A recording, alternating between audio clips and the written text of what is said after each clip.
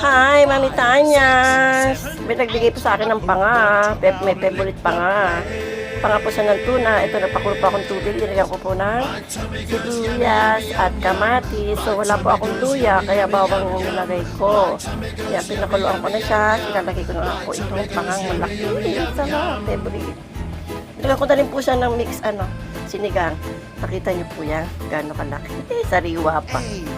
Yan, wow, sarap. Diba? Lagyan natin yan. Pag kumulo lang yung gulay.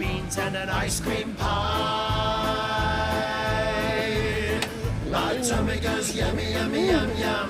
My tummy goes yummy, yummy, yum, yum. My tummy goes yummy, yummy, yum, yum. My tummy goes yummy, yummy, yum, yum. Hindi kasi ng aking kawali. Ayan.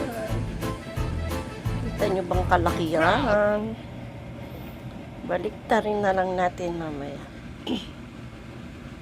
Ang isda naman kasi madaling maluto yan.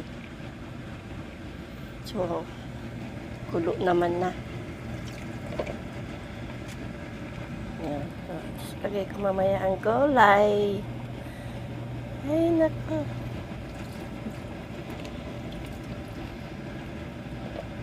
Dali nung maluto yan. Sabi, ilagay ko na tong gulay. Yan. Yan. Okay, maraming gulay. Yan. Wala rin pong dahon ng sili. Yan. Kapapak ako mamaya. Iba po yung kanin ko, hindi masarap. Kasi nga, diet ko, no. Mamaya baliktarin ko yung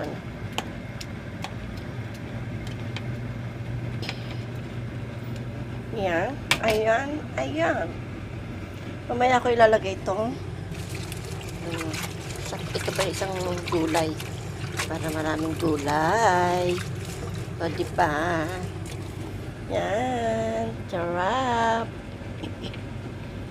Lalutuin ko muna yung kalahati. Kasi